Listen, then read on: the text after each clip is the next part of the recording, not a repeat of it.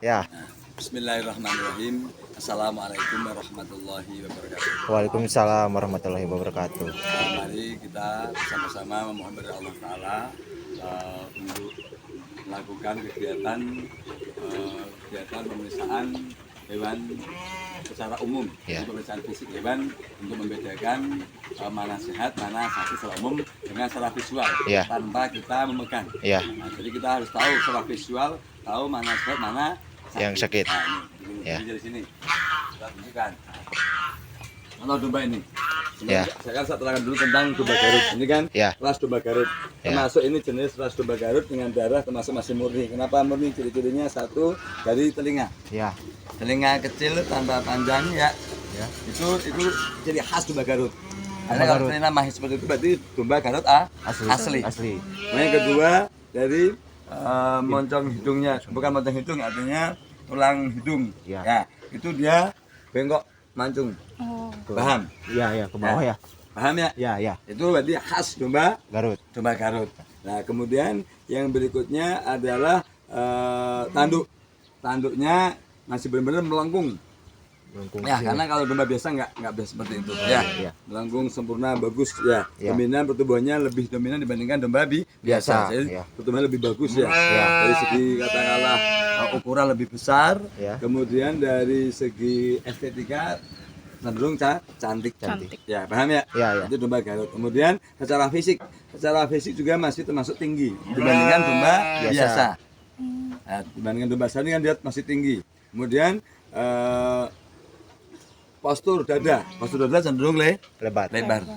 Makanya dia memang tipe A. Tipe adu. Nah, kemudian kalau secara fisik lihat. Nah, yang normal secara visual itu domba itu moncong cermin hidung ini, cermin itu ini. Itu basah lihat. Ya. Itu basah berarti sehat. Nah, kalau kering itu demam. Demam. Kalau ini kering berarti Demam. Kemudian lihat lagi lubang hidung. Ya. Lihat lubang hidung tidak ada kotoran apapun. Lubang hidung itu bersih. Oh, bersih. Kalau Harus lubang bersih. hidung ada cairan, itu menandakan berarti dia ada infeksi Pernapasan. Jadi lubang hidung harus tidak boleh ada kotoran ataupun apalagi ingus. Berarti pilek. Nah, kemudian kalau melihat dari katakanlah mata. Ada mata secara visual, matanya segar dan tajam. Jadi tandanya kalau mata itu segar, mata itu beringas, Ya. bersinar dan tajam, tandanya Sehat. sehat. Ya, paham ya? Ya. Paham dari itu. Nah, kemudian lihat lagi ini secara visual itu nanti akan saya praktekkan kalau kita handling atau memegang barang tersebut. Lalu kita lihat kotoran lihat kotoran di video. Nah, kotoran yang normal itu domba seperti itu, bulatan begitu. Nah, kalau tidak normal, contohnya katakanlah dia menggumpal, itu bulatan tapi numpuk. Oh, numpuk. Banyak, itu tetap tidak normal, artinya ada infeksi pencernaan. Biasanya kalau numpuk gitu ada lendir atau ada bercak darah. Itu menandakan sakit adanya infeksi saluran pencernaan pada usus besar, kolon namanya. Nah, itu, nah kalau seperti itu, contoh katakanlah ada mencret, kemudian kalau ada lagi encer. Kalau encer itu Mencret. bukan lembek, bentuknya bukan bulatan, bulat sempurna, bukan bongkahan, itu agak lembek, ya itu sangat tidak normal. Berarti infeksi pada intestinum, pada usus halus. Paham? Pada usus Halus. pada usus halus. Kemudian ada lagi yang berair cur, itu namanya diare. Diare. Jadi kalau mencret itu lembek, Ya. paham ya? Ya, paham. Kalau encer itu Diare. Nah, itu kalau ada seperti itu nanti biar diingat, berarti ada infeksi pernafasan. Biasanya akan sinkron dengan Hidung. hidung. Iya. Biasanya kalau infeksi pencernaan pasti ini akan kering. Kering. Pasti demam. Paham ya? Ya. Pasti demam. Nah, kemudian nafsu makan pasti turun. Nah, seandainya ada seperti itu, pengobatannya pemberian antibiotik. Antibiotiknya apa? Yang paling efektif sulfatrim. Sulfatrim injek atau merek lain, intinya sulfadiazin atau trimetoprim. Itu antibiotik yang harus masuk. Ya. Nah, kalau domba ini kalau kita taksir ukuran segini biar tahu, domba ukuran segini ini taksiran ini bobot antara 40 sampai 50 kilo. Tapi kalau taksiran saya karena agak kurang 40 sekitar 40 kilo. Nah kalau 40 kilo ini dosis sulfatimnya 1 mili per 12,5 kg berat badan. Jadi sekitar 3,5 mili sulfatrim. Paham ya? Ya dosis sulfatrim 1 mili per 12,5 kilo berat badan. Paham ya? Jadi ini obat wajibnya karena Pak obat yang untuk membunuh bakteri atau mikroorganisme penyebab infeksi pencernaan. Itu namanya obat kausatif, obat primernya. Paham? Nah, setelah itu diberikan multivitamin. Multivitamin. Kenapa? Multivitamin biar nafsu makannya normal, metabolisme jadi normal. Dan penyuntikannya tidak boleh satu tempat. Jadi kalau sulfatim tidak boleh bercampur sama multivitamin. Jadi kalau seandainya di sulfatimnya itu di sebelah kanan, nah dia multivitamin di sebelah kiri. Paham? Bisa dipahami? Nah, kalau demam, karena kalau demam itu juga mengakibatkan nafsu makan turun. Harus diinjeksi dengan penurun panas. Namanya Kontrakol Inject Meyer. Nah, dosisnya Kontrakol Inject Meyer itu 1 mili per 10 kg berat badan. Jadi artinya kalau 40 kg berarti 4 mili. Disuntikkan di leher. Oh, di leher. Di leher. Bersamaan tidak apa-apa juga obat tersebut. Paham ya? Nah, kalau multivit sama. Multivit tadi dosisnya 1 mili per 10 kg berat badan. Jadi kurang lebih 4 mili. Bisa dipahami ya? Ini contoh untuk kasus kalau saatnya infeksi pencernaan. Paham? Dan nanti akan nampak bagaimana hasilnya. Hasilnya bisa nampak antara 8 sampai 12 jam. Yang awalnya katakanlah kotorannya encer menjadi mulai lengket, mulai konsistennya mulai kental. Nah, kemudian cermin hidungnya biasanya kalau cermin hidung yang basah yang kering tadi kalau itu tidak nunggu jam, paling nunggu sekitar tidak nunggu sampai berjam-jam, paling nunggu antara 20 menit sampai 1 jam. Itu ini udah mulai basah karena itu reaksi dari obat penurunan panas. Nafsu makan juga udah mulai meningkat, biasanya di 8 sampai 12 jam udah mulai normal kembali. Nah, kalau idealnya pengobatan karena infeksi itu idealnya 1 hari 2 kali 3 hari. Tapi kalau di lapangan ya karena istilahnya kadang nggak terjangkau ya minimal 2 kali lah, pagi sama sore. Jadi artinya biar efektif, kalau sekali nggak efektif, apalagi udah di diare. Paham, bisa pahami ya? Nah, kemudian ini pemeriksaan domba Garut betina. Domba Garut betina sama, ya Pak. Tandanya hidungnya masih mancung, kemudian telinganya masih kecil. Paham ya? Nah, kemudian itu lihat bagaimana cara pemeriksaan fisik ini bunting atau tidak bunting. Lihat sebenarnya kalau seandainya bisa diangkat, ini lihat di ekornya. Di ekor dilihat nanti vulva atau kemaluannya itu kalau bunting itu cenderung kecil. Kemaluannya mengecil. Kemaluan itu mengecil.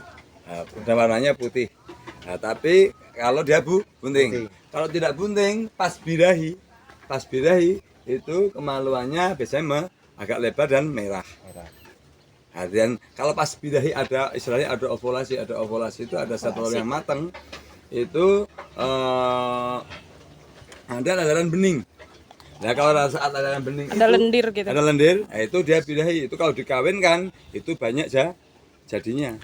Karena pas ovulasi masuk dia akhirnya terjadi konsepsi bertemunya sel telur sama sperma itu pasti insya Allah banyak jadinya. Nah, cara reproduksi ini biar integral aja. Cara reproduksi. Jadi kalau domba itu kalau cara mengawinkan domba itu jangan dikawinkan itu jangan. Jadi yang benar dikolonikan.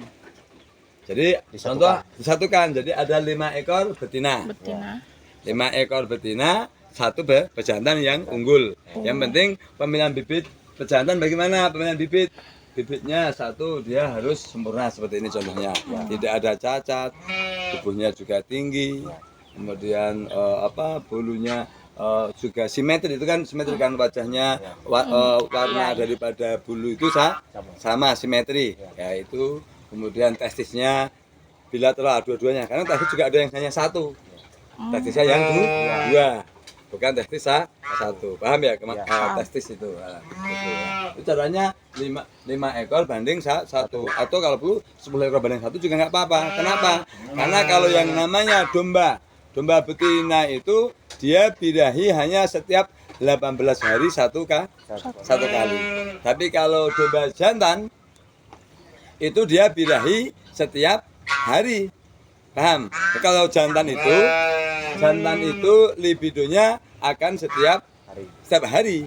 Jadi artinya dia katakanlah mengawini setiap hari juga kuat. Tapi kalau lebih dari 10 nanti kualitas spermanya akan menjadi rendah. Jadi makanya cukup dia istilahnya mengawinkan 2 hari 1 kali. Nah, dan domba betina itu tidak akan pernah dinaikin oleh domba jantan kalau dia tidak dalam keadaan birahi. Paham? Jadi kalau dia tidak lagi ada leleran, itu dia tidak mungkin mau dikawini. Dan domba pun sebelum mengawini, itu dia pasti akan mencium kemaluan. Jadi itu dia ada namanya feromon. Feromon itu aroma khas dari betina yang sedang birahi. Nah, jadi kalau feromonnya tidak ada, dia juga tidak mau naik. Domba jantan itu tidak mau naik, beda sama manusia. Ya, ini pas birahi dia naik. Itu tidak usah khawatir. Nah kalau caranya seperti seperti orang kampung konvensional, caranya dikawinkan nggak bisa jadi. Kenapa? Karena kita tidak akan pernah tahu kapan domba betina itu bisa atau tidak. Tapi kalau dikolonikan, disadikan 10 betina jantan 1, pasti bunting semuanya karena domba itu akan menaiki tepat yang sedang birahi. Paham ya? Jadi akhirnya yang paling tepat daripada breeding itu pembibitan itu adalah secara alami. Ya, pengkolonian. Paham ya? Jadi seperti itu. Nah, kemudian berapa usia domba betina? Nah, domba betina itu paling ideal untuk siap dikawinkan adalah umur 12 bulan sampai umur 18 bulan itu pas. Nah, ini tergantung berat badan. Nah, kalau umur 12 bulan tapi beratnya udah 30 kilo, pokoknya rata beratnya 30 kilo domba jenis kayak gini, betina 30 kilo dia udah siap untuk dikawinkan, paham? Jadi berat badannya 30 kilo atau usianya antara 12 bulan sampai 8 bulan. Nah, kapan istilahnya sampai mentok kurang produktif? Paling ideal itu adalah pada saat dia usia maksimal sampai 5 maksimal 7 kali kelahiran. Tapi paling ideal di 5 kali. Jika udah 5 kali kelahiran, lebih baik diafkir, kualitasnya udah berbeda. Ya. Tapi kalau mentok-mentoknya kesannya ini bagus, jadi ini cukup 7 kali, paham ya? Nah, kemudian usia kebuntingan. Domba itu buntingnya adalah selama 150 hari. Jadi selama 3 bulan. 5 bulan. Nah, selama 150 hari. 150 hari itu sama dengan 5 bulan. Antara 142 sampai 150 hari. Jadi biasanya kalau kambing itu kan dia bukan bulunya begini. Itu bulunya tipis, itu biasanya 152. Kalau begini 150 hari. 150 hari. Paham ya? Kemudian artinya dalam setahun itu ya bisa 2. Seandainya cara menyusuinya tidak benar. Tapi kalau idealnya menyusui itu lepas sapi adalah minimal 2 bulan. Menyusui harus 2 bulan. Paham ya? Maksimal. Minimal 2 bulan, maksimal 3 bulan. Kalau 1 bulan kasihan, masih kurang. Jadi nanti kalau seandainya 2 bulan, nanti akan mengganggu pertumbuhan sama sistem kekebalan tubuh. Karena di dalam ASI itu ada namanya antibodi maternal atau antibodi yang diturunkan dari induk kepada anak. Jadi ketika katakanlah disusunya kurang daripada 2 bulan, akhirnya satu terganggu pertumbuhan tulang, pertumbuhan rangka itu terganggu. Nah, kemudian sistem kekebalan tubuhnya juga menurun karena antibodi dari induk yang diturunkan kepada anak itu kurang. Jadi makanya ASI dibentukkan minimal 2 bulan. Nah, kemudian cara mendeteksi dia bunting atau tidak. Nah, cara kalau bunting itu cara tandanya kalau kita kolonikan kita amatin setelah 18 hari dikawinkan itu 18 hari berikutnya tidak ada domba jantan yang mau naik. Paham?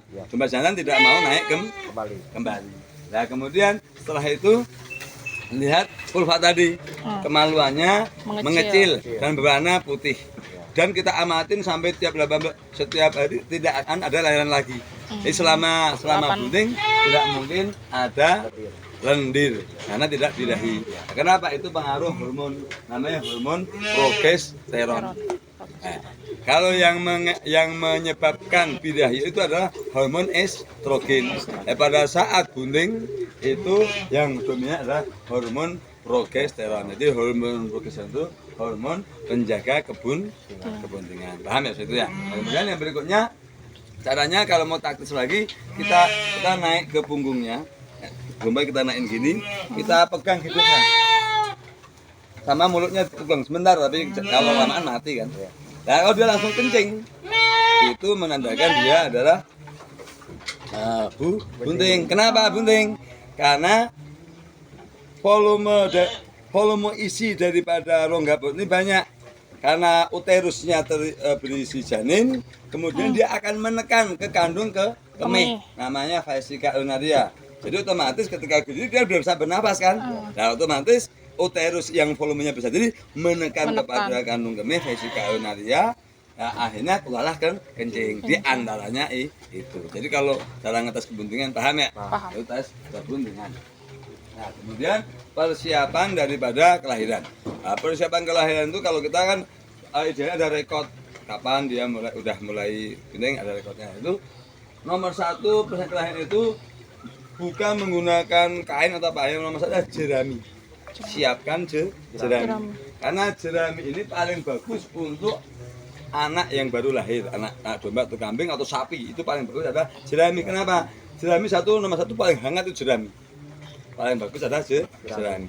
Yang kedua adalah jerami itu berfungsi dia akan membersihkan lendir-lendir. Lendir-lendir daripada lendir namanya cairan ketuban atau cairan amnion. Itu dia akan diserap oleh jerami. Ya, seperti sekarang jadi kedinginan. Nah, di samping memang saat kelahiran itu pasti secara alamiah Tuhan memberikan insting kepada induknya itu untuk menjilati tubuh daripada anaknya, itu selalu dijilatin. Nah, yang jerami itu. Nah, yang ketiga, jerami ini akan merangsang saraf. Semua saraf ini kan setiap bagian dari tubuh kita ini jaringannya mengandung saraf. Nah, untuk dia cepat berdiri, ini kan kerjanya saraf. Jadi otot itu bisa bergerak karena digerakkan oleh saraf. Nah, ketika katakanlah dengan jerami ini, dia akan merangsang saraf untuk cepat bekerja sehingga menggerakkan otot sehingga berdiri. Jadi nomor 1 adalah jerami, dan jangan lupa ada pemanas. Paham ya? Jadi nanti nambah tahu. Kemudian menginjak lagi kepada ya, nggak usah nanti lain kali aja Pak. Lain kali. Kemudian lihat lagi ini. Nah, ini contoh melihat domba atau tidak. Nah, ini kan hampir semuanya basah. Lihat moncong hidungnya basah kan ini. Ini hampir semuanya basah. Jadi kalau dipegang dingin. Jadi kalau dipegang dingin.